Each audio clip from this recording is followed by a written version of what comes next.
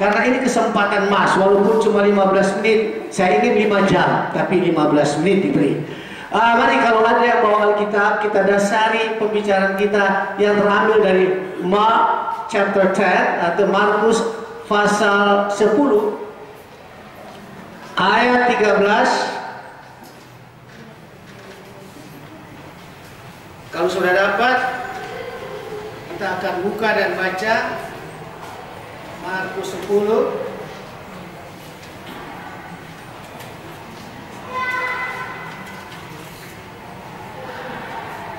Oke, you got about the reading? Apa Anda sudah dapat semua? Kita akan baca, tapi saya baca dulu bahasa Inggrisnya ya, karena memang kebetulan saya guru bahasa Inggris di sekolah ini.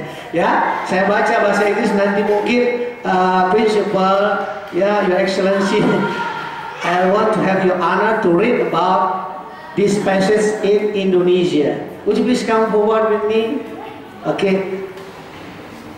The word of God today, firman Tuhan hari ini terambil, it's taken from the book of Mark. Diambil dari surat Markus pasal 10 ayat yang 13 sampai dengan 16. The little children and Jesus. Anak-anak kecil dan Tuhan Yesus, ya. People were bringing little children to Jesus to have him touch them. But the disciple rebuked them. When Jesus saw this, he was indignant. He said to them, "Let the little children come to me, and do not hinder them. Do not hinder them, for the kingdom of God belongs to such as these. I tell you the truth. Anyone who will not receive the kingdom of God like a little child will never enter it." And he took the children in his arm, put his hands on them and blessed them. This is the word of God today. Is very happy. I would like to have Mrs. Mega to please come forward and then reading about Indonesian. Yesus memberkati anak-anak. Lalu orang membawa anak-anak kecil kepada Yesus supaya ia menjamah mereka. Akan tetapi murid-muridnya memarahi orang-orang itu. Kata Yesus melihat hal itu, ia marah dan berkata kepada mereka, "Biarkan anak-anak itu datang kepadaku, jangan menghalang-halangi mereka, sebab orang-orang yang seperti itulah yang mempunyai kerajaan Allah. Aku berkata kepadamu, sesungguhnya barang siapa tidak menyambut kerajaan Allah seperti seorang anak kecil, ia tidak akan masuk ke dalamnya." Lalu ia memeluk anak-anak itu, dan sambil meletakkan tangannya atas mereka, ia memberkati mereka. Hallelujah. Oh, praise the Lord. This is the secret of the education. This is the secret of knowledge. Ini adalah rahasia tentang pengetahuan dan pendidikan. Kalau kita tahu bahwa pada waktu Yesus melihat dan dia memaki-maki murid-muridnya, bukan seperti yang translation dalam bahasa Indonesia. Dalam bahasa Inggris, murid-murid Yesus pun memaki-maki orang untuk membawa anak-anaknya kepada Yesus. Padahal Yesus adalah sumber pengetahuan. Yesus adalah sumber pendidikan. Jadi kita menyadari bahwa Yesus adalah tempat kita mendapatkan hikmat dan kedisiplinan. Jadi kalau kita melihat secara singkat, school competency standard to reach the goal. It's impossible we bring the student right to the school without what? Tanpa campur tangan Yesus.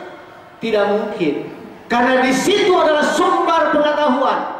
Di dalam Proverb, ya, Amsal 1 ayat 7 dikatakan, takut akan Tuhan adalah permulaan segala pengetahuan, ya, hikmat dan disiplin. Jadi kalau kita tahu bahwa di sana gudangnya, maka kita tahu dalam proses pengembangan pendidikan itu sendiri.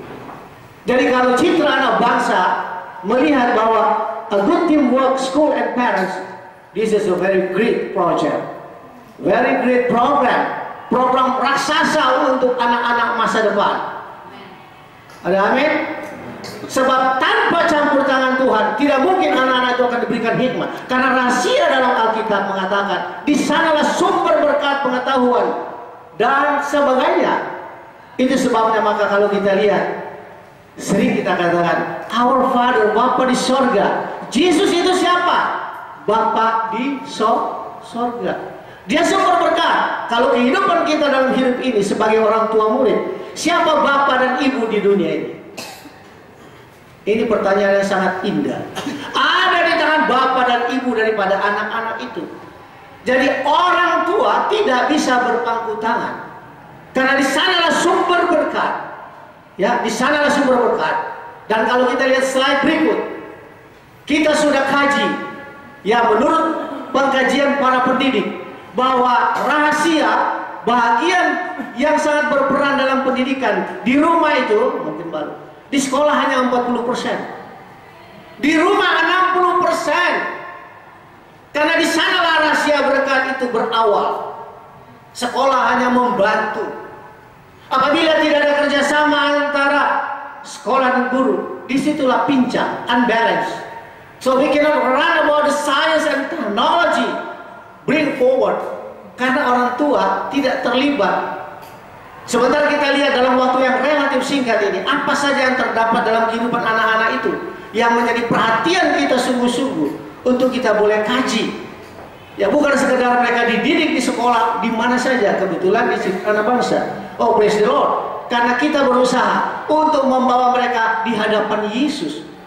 In the morning, every day of the English class, every day of all subjects, the first moment, the first time we bring them all in front of Jesus. This is the difference between the other school. So we brought them all sit together, even bowing in front of Jesus, bahkan tunduk menyembah Yesus, karena di sanalah rahasia berkat. Tetapi kalau juga 60% itu tidak berfungsi, maka sulit bagi sekolah dan guru untuk menjalankannya. Akan lebih indah, it's be very happy, it's a great momentum that if 40%, 60% is joined together, akan menyatu menjadi satu. Oh, kita harus yakin bahwa sekolah itu akan maju dan Tuhan Yesus akan memberikan satu kemenangan, baik di dalam kompetisi yang bukan merupakan primer item, bukan masalah primer, tapi adalah memberikan pengetahuan bagi anak-anak yang berguna bagi dia sendiri, ya, dan juga takut akan Tuhan dan bangsa dan negara. Ini luar biasa, karena kita tahu bahwa rahasia pengetahuan, rahasia berkat dan segala perkara untuk berkhidmat bagi anak-anak ada di tangan Yesus. Yesus adalah Bapa Sorgawi. Orang tua, ibu dan bapak adalah Bapak Ibu di dunia, wakil daripada Tuhan. Sekolah hanya membantu. Ini satu hal yang perlu kita renungkan. Kalau kita sudah paham, school 40%, okay, come on, parents, very dedicated parents, you have brought your children coming up here, let's work together. Mari kita kerjasama untuk membimbing anak-anak itu. Ya, banyak hal yang memang perlu kita renungkan. Mungkin slide berikut bisa kita angkat.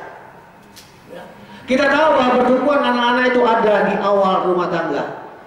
Otak tengahnya itu kalau bisa kita bacakan di sini, ya, meningkatkan memori, konsentrasi, intuisi, mempertajam bakat dan imajinasi, rasa kepedulian terhadap sesama besar, mengembangkan hormon, penglihatan dan pendengaran.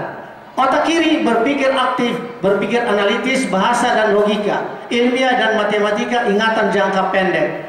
Otak kanan berpikir kreatif, berpikir holistik, paham tanpa berpikir, seni dan musik, ingatan jangka panjang. Hasil ini adalah penelitian para pakar pendidikan. Dan kalau kita lihat ini awal daripada anak-anak, ada di manakah itu? Ada di rumah. Bapak Ibu yang dikasihi oleh Tuhan Yesus, you are being led by Lord Jesus. So Jesus would like to see whether you are going with this program or not. Tuhan mau melihat apakah betul-betul Bapak Ibu di dunia ini sudah mewakili apa yang dia lakukan pada waktu dia membiarkan anak-anak itu. Walaupun murid-murid memaki-maki, rebuke itu kasar sekali. Pengikut Yesus, murid-muridnya memaki orang yang membawa anak-anaknya ke Yesus. Identik dengan mengatakan bahwa orang tua murid membawa Yesus, membawa anak-anak ke Yesus. Tapi guru-gurunya bilang tidak perlu, ya. Tapi di citra anak bangsa inilah yang dilaksanakan, ya, implementasi daripada firman Tuhan di mana Yesus bilang, biarlah anak-anak itu datang kepadaku. Jangan menghalangi, ya. Do not hinder them coming to me. Jangan menghalangi mereka, karena aku akan memberkati. Itu hal yang luar biasa. Kalau Yesus memberkati, pegang dan urapi, anak itu akan terbuka. Karena dasar dari pengetahuan adalah hikmat sorgawi yang Tuhan beri. Itu sebabnya maka satu hal kelebihan, bukan saya mempromosikan Citra Anak Bangsa, tapi Citra Anak Bangsa saya sudah amati 1 tahun. Bagaimana mereka di-drill untuk pemahaman hikmat daripada Tuhan Yesus. Tinggal sekarang apakah orang tua mau berperan yang 60% ini. Tentu masih banyak waktu kita di sini tidak bisa kita berdialog, bisa berkomunikasi dengan sekolah. Karena banyak hal yang kita perlu tahu, bahwa kelemahan-kelemahan anak itu oleh karena tidak adanya campur tangan orang tua banyak. Karena kita tahu dan menyadari bahwa kelemahan-kelemahan mereka itu ada. Sebagaimana yang kita tahu, perlu kita kaji balik. Kita catat di sini bahwa ada hal mengenai learning disabilities. Di sini dikatakan ketidakmampuan belajar. Ada pada anak-anak itu. Orang tua harus terlibat dari 60%, 60%. Kemudian attention deficit hyperactivity disorder. Artinya karena dia hyper menyebabkan kurangnya perhatian. Harus ada perhatian khusus kepada anak-anak. Kemudian emotional disorder, emosi yang labil. Ya, kita perlu perhatikan anak-anak itu, emosional yang labil. Kemudian cognitive challenges, tantangan kesadaran dan pengertian ada dapat anak-anak. Yang berikut adalah autism. Itu bukan urusan kita karena ada dokter-dokter khusus. Ya, dan sekolah bisa berkomunikasi dengan para pakar. Kemudian hearing impairment adalah ketidakmampuan mendengar. Dan saya juga sudah coba menjalani, ada memang tidak memiliki kemampuan untuk mendengar, ya. Kemudian visual impairment, ketidakmampuan penglihatan. Ya, kalau kelas 2 karena dia perlu kacamata, maka dia perlu diberi. Karena nanti dia tidak bisa lihat betul, ya. Salah satu contoh. Visual impairment, ketidakmampuan penglihatan. Speech or language impairment, ketidakmampuan bahasa dan berbicara, itu speaking. Kemudian di sini developmental delay, lambat dalam perkembangan mental. Hal-hal ini maka perlu adanya kerjasama antara sekolah dan guru sehingga menelurkan, ya, between the school and the parents. We can discuss about what items, ya, what segment we are going to develop for the children, for your children, ya. I think this is the best way because the school is now preparing about something yang saya dengar bahwa akan mengupayakan supaya ada penanganan individual treatment, penanganan secara individu kepada murid-murid. Dan Yesus mengatakan itu kepada murid-muridnya, biarlah mereka datang kepadaku, karena dia mau menjamah satu persatu, ya. Dan kalau ini dari sekolah akan melakukan hal yang dimaksudkan ini, hal yang luar biasa. Yang mungkin sudah ada yang dengar bagaimana cara mengimplementasikan pembinaan individual treatment. Jadi memberikan perlakuan secara individu karena kelemahan-kelemahan ini. Dan saya pikir bahwa a good teamwork, school and parents, this is a very nice meeting. Pertemuan yang luar biasa. Karena Yesus sendiri memporak-porandakan tentang tidak adanya teamwork antara pengikut murid-muridnya, ya, dengan Yesus sendiri. Dia rombak itu. Dan sekarang Citra Anak Bangsa mau rombak. Biarkanlah anak-anak itu datang kepada Yesus, yaitu dilakukan tiap hari devotion, baik di kelas maupun di bawah. Kemudian mereka diarahkan kepada panggilan Kristus. Dia adalah Bapa sorgawi, dan Bapak Ibu yang ada di dunia harus ikut berbicara. Karena Yesus memberikan teladan itu, berarti berlaku untuk kita semua. Kalau kita lakukan itu hal yang luar biasa. Dan saya tahu persis perbedaan Citra Anak Bangsa di luar dengan sekolah lain. Tidak etis kalau saya sebut. Di sini lebih menonjol bagaimana membawa anak-anak itu bisa berhadapan dengan Kristus di dalam firman-Nya. Ini adalah rahasia sebagaimana Yesus katakan, biarlah anak-anak itu datang kepada. Let those children come to me close. I would like to hold them all. I would like to bless and anoint them all. Saya mau memberkati dan memberikan urapan kepada mereka. Dan kalau itu terjadi, guru-guru terbantu. Karena Tuhan sudah buka, ya, brain, akal otaknya, diberikan hikmat. dengan mudah anak-anak itu mencerna apa yang akan kita ajarkan ke mereka. Mr. Benny, next slide. Apabila kita kerjasama, terjadilah a good teamwork, school and the parents. Sebagaimana Yesus merombak akan murid-muridnya, janganlah menghambat. Kita sudah meneladani itu, dan kita sekarang akan melakukan itu, dan sudah melakukan. Dan apa yang terjadi? Karakter anak-anak didik kita akan terwujud, yaitu obedience, kepatuhan, disiplinary. Karena itu adalah awal. Yesus katakan bahwa supaya mereka bisa disiplin, ya. Dan itu tidak bisa kita buat dengan kekuatan kita, hanya oleh karena Tuhan Yesus. Terus struggle, mampu mereka berjuang, ya. Jadi tidak terlalu terhina bobo. Kemudian survival, bisa melewati segala masalah. Dan akhirnya mereka bisa mempunyai kemauan untuk belajar. We still have about the slide. Nah, kalau ada pengajaran, maka sekolah dan parents, antara sekolah dan orang tua murid, terjadi apa? Komunikasi dua arah yang aktif, ya, lebih dipupuk. Kalau sekarang sudah ada, lebih dipupuk. Terus material weaknesses discuss. Jadi apa yang terjadi kelemahan pada anak-anak dan murid, antara guru atau sekolah dengan orang tua murid, didiskusikan sehingga sekolah bisa mencari jalan keluar. Orientation and solution, sekolah bisa bantu untuk mencari pendekatan dan solusi, way out, ya. Continuation program, dan ini harus berjalan secara kontinu, bukan karena pertemuan hari ini tanggal 30 Juli, tapi akan dilanjutkan secara berkesinambungan. Tentu dari sekolah sudah akan mempersiapkan time frame, schedule-nya bagaimana untuk melihat 4 perkara di atas, akan membuat time schedule. Dan kalau kita lihat di sini, maka parents teaching children tolerance, jadi toleransi orang tua terhadap mengencourage, mendorong anak-anak itu terjadi. Hiduplah perhatian, dan materi pun mereka bisa adopsi. Kemudian time schedule, orang tua pun harus ikut terlibat. Bapak Ibu, buat time schedule untuk anak-anak di rumah. Karena saya dan semua guru-guru sekolah memahami kesibukan orang tua. Dan satu hal, bahwa kami juga sudah punya website dan ada email, tolonglah dipakai itu untuk link with school. Karena kesibukan Bapak Ibu, maka bisa berkomunikasi melalui email.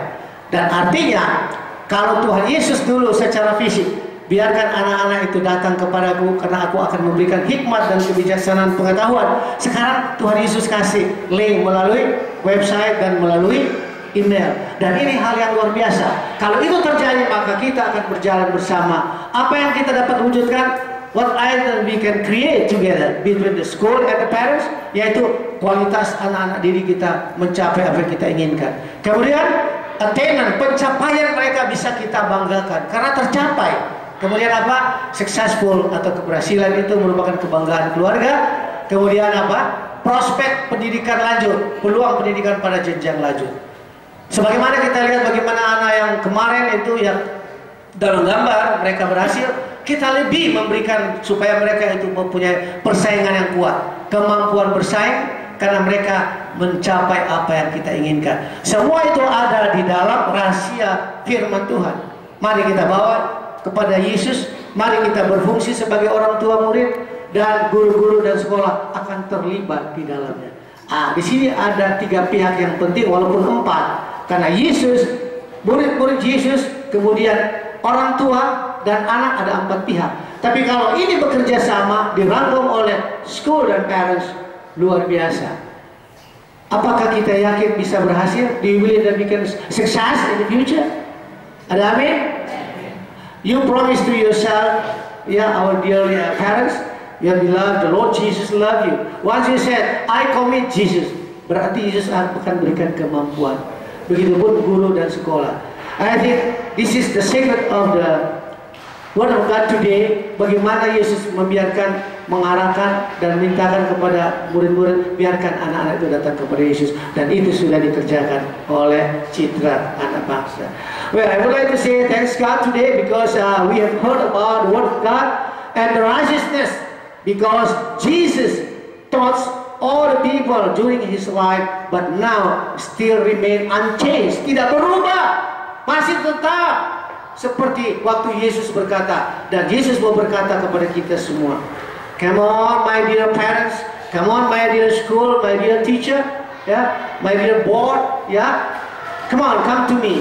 I will give you successful in education. Everybody say it together. Amen. Praise the Lord. Mari kita doa untuk ucapan syukur.